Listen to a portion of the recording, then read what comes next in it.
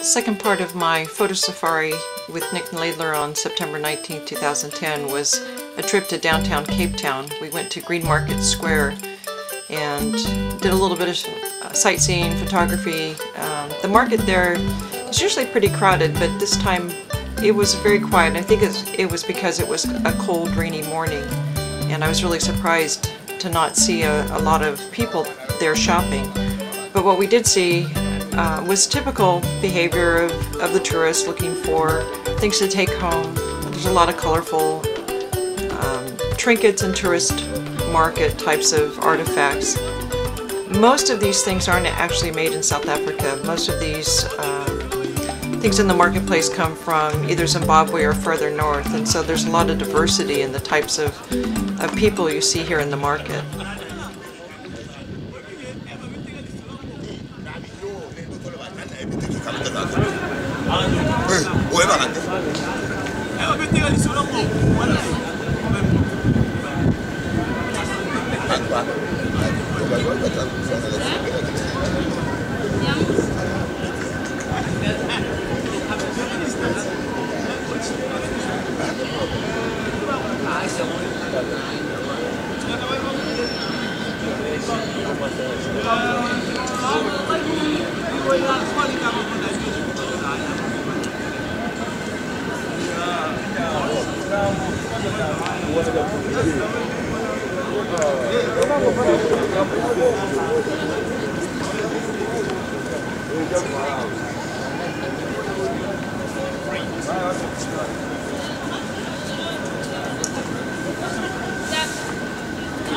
It's 1 meter.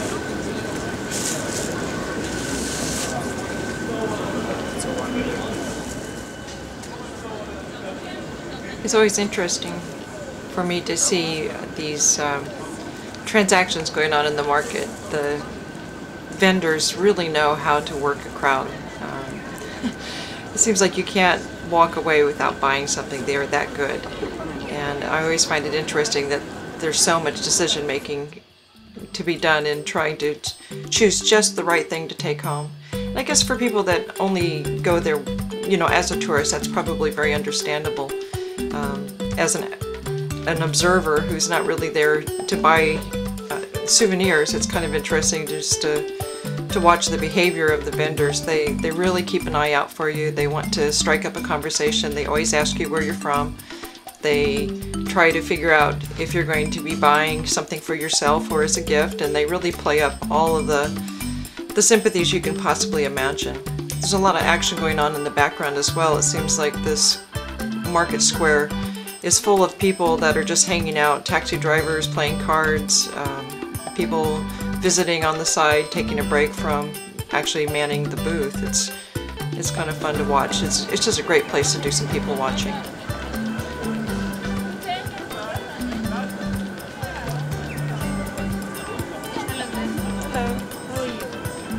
Fine. You're welcome. Where are you from? USA. USA. Are you enjoying your stay? So far, yeah. It's the first time I've been to this square, so. Oh, you first time? First time, yeah. Okay. So, very interesting market. This was you just taking to keep them at home? Pardon? I'm saying you're taking just to keep them at home? My videos? Yeah. Pretty much, yeah, just for my own business. How long have you been here for now? Just 2 days. But this is my 9th visit. I just never come to this part of Cape Town before. Oh, you came here 9 times, but first time in Cape Town? No, I usually fly into Cape Town, but I'm a scientist, and so I often just go out right from Cape Town out to the desert, to the Karoo, or up to the Drakensberg. So I very seldom actually come into town. Oh, it's the first time you came to town? Yeah, into this part, yeah. Oh, so, okay. No, that's good. Anyway, so I had a friend who decided to take me for some sightseeing, and here I am. So are you from? I'm from Zimbabwe. Zimbabwe, Yeah, okay. So a lot of the people in the market are from Zimbabwe with the carvings and some of the because handicrafts. a lot of stuff is from Zimbabwe. Okay. So is the market good here? I mean, do you bring it down because of the tourist market? No, we bring it because of the situation at home. So So- you left because of the politics? Yes. Okay. Yes. So it becomes, it's not easy, but it becomes, because at home that time the money was, there was no business at all. No tourists coming, nothing. So because this is the only source of income, so that's why we had to come this side. Okay, so do you still have family back home? Yes, we have, the family is still there. Do you send the money home then? Or okay. So how many people come down from your family to work? Or is it just something that Only me. Only you? Yeah, so they are looking after me. Okay. That I can send. If I work, I send something. Okay. Well, that's interesting. So are these made by people in your home? Yes, or? yes, yes.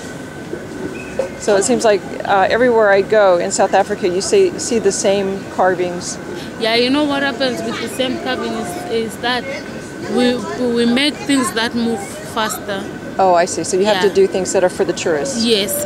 So because you can make some things, they are nice, but the customers don't like. So it will be, we buy some things that we know customers will come looking for. Okay. Like families, like the animals, we know people come, tourists, they come looking for those such How old things.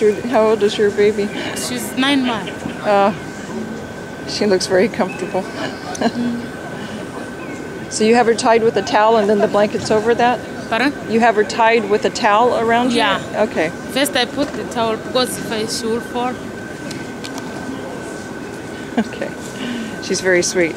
What's her name? Tanya. Tanya. Oh. That's her given name? Pardon? That's her given name? Tanya? It's an African name. It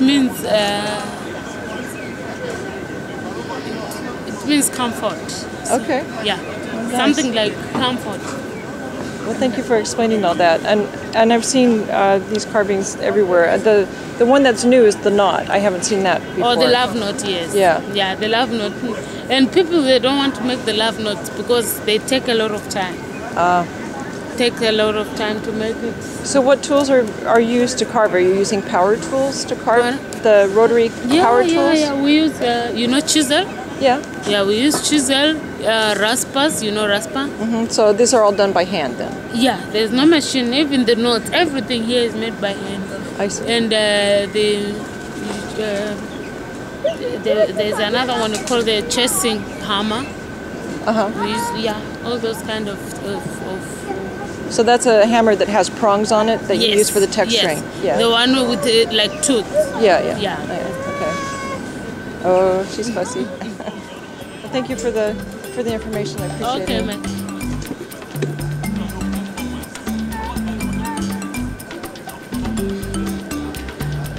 The next stop on our safari was to go to the company gardens, which is near all of the government buildings, the Parliament building, and etc. It's a really nice green zone for the downtown area. I really enjoyed seeing some of the colorful flowers in the gardens. Unfortunately, it was kind of a rainy morning. This is good for keeping the tourist traffic down, but it's not so good for camera equipment. Anyway, we didn't stay in the garden as long as we would have otherwise because of the rain, but it was still great to be able to see it and take a look around.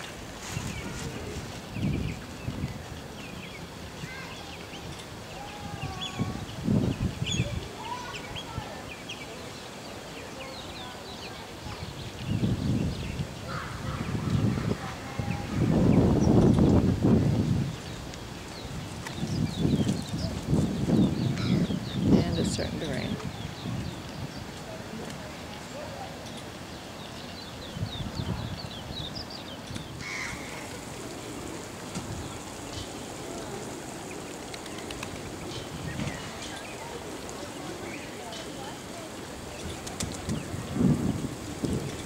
That's the Africa Museum there.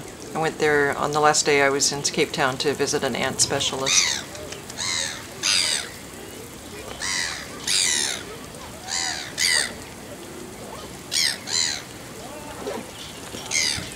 Okay, that's time to get wet.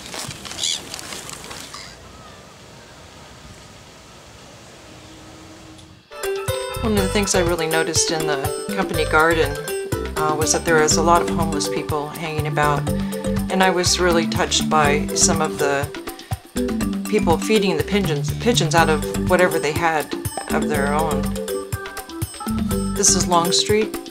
It's kind of a famous night spot, and really kind of enjoyed seeing it when it was quiet. You have a lot of anti-crime measures there, as you can see from that windowsill. This is the Greenpoint lighthouse. It's very, very interesting lighthouse in terms of the architecture. It's kind of hard to get a good angle for doing photography, but I ended up getting a couple of good shots. That's the World Cup Stadium, and that's Robben Island. We went up on Signal Hill to take some pictures of downtown. That's the stadium from up there on Signal Hill. And a view of the waterfront and the main harbor in Cape Town. It's quite an active seaport. One of my favorite things was seeing this family of Cape Francolins. This was up on top of Signal Hill.